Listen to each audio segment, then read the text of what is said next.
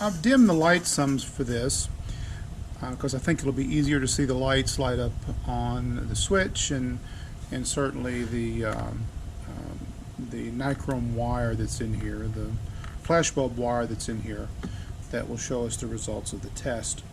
What you see is a sled that replaces the sleds in my avionics bays solely for the purpose of testing.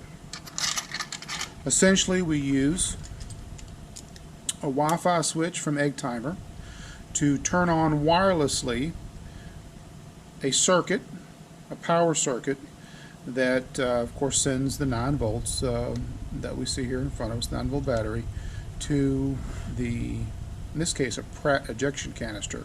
Now in my real rocket, now when the rocket actually flies, this will be an E-match in a canister, but I use these Pratts for testing because I don't really use these in rockets much anymore.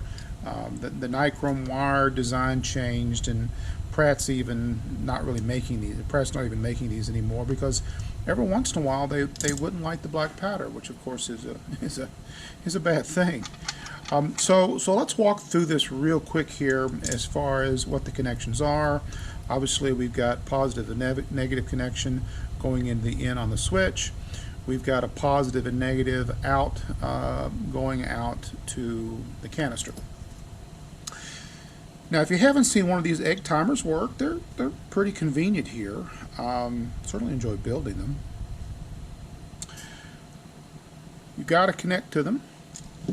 Before we connect to it, we'll turn it on. Now, if you watch closely, this light right here will blink 3 times and then stay on.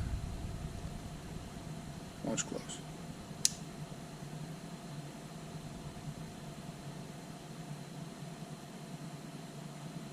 Okay, there it goes. There's also a little light right here on the Wi-Fi switch that'll blink immediately as you turn it on, but it's immediate. You've got to have it orientated where you can see it, but right now the Wi-Fi switch is on.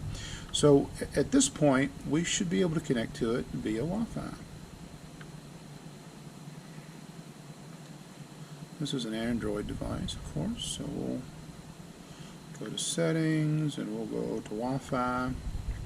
It's not set up to auto connect, so it'll have to scan for it. That's it, just Wi-Fi SW for switch, I guess. And then these last few digits identify that particular Wi-Fi switch, so we'll select it. Connect to it. It'll take a moment. We'll get a message about not being connected to the internet.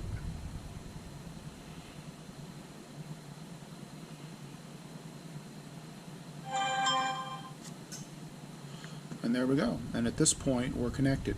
Now, to actually control the switch, we've got to visit the switch's website. Yes, quite literally, there's a little website built onto this board, or programmed into this board. And to do that, I'm going to bring up Chrome. I've already got the IP address in there as default. Obviously, the first time that won't be the case. And it's identifying the switch, and you see that it is 9364F2, and I put 9364F2 on the back of the switch itself, along with the passkey, which you would have to put in to get to this screen, but since it's already on my phone, since the network identifier and password's already on my phone, then that's saved. And so at this point, take note of a couple of things. First of all, it is telling me my battery voltage is 8.9, so that's about right, 9-volt battery. Normally you would see that a little bit higher, but remember, we just want to make sure that we can fire an ejection charge and get the laundry out based on the size of that charge. We've got, again, the name of the switch, the channel A and B status, which I mentioned, we're not using those, but they would show you any voltages or any continuity on that channel, depending on how those are used. And then the validation code. Now the validation code changes, I think, every 30 seconds, but what you've got to do is type that validation code in and submit it. And then when you submit it, it will actually turn this circuit on, which of course just for a moment melts that nichrome wire, and if there was black powder in here, fire that black powder. So one other thing real quick, when we turn this on, this red light will come on and stay on until it's turned off, even when the melting of the nichrome wire opens that circuit. Here we go. This is at 6031. Okay, so we need to submit this before it changes. Watch it closely. Watch it closely over here, and let's see if we can catch it. Okay. Now you should have seen that flash of the nichrome wire, and then it went away. You should still see the red lights on over here, which means the circuit's still live. And then to turn off the circuit, we would then put in our code again.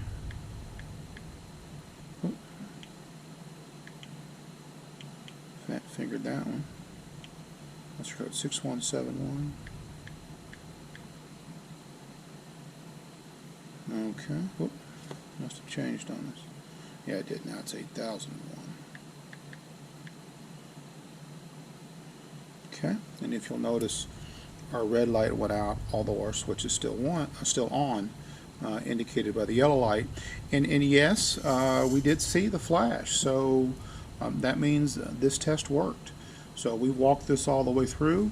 These sleds are ready for an actual ground test, where we test the size of our ejection charges, and this will make it, you know, almost fun. You won't have to route wires, you won't have to set up vacuums. You just turn the switch on here, connect to it, and submit the code.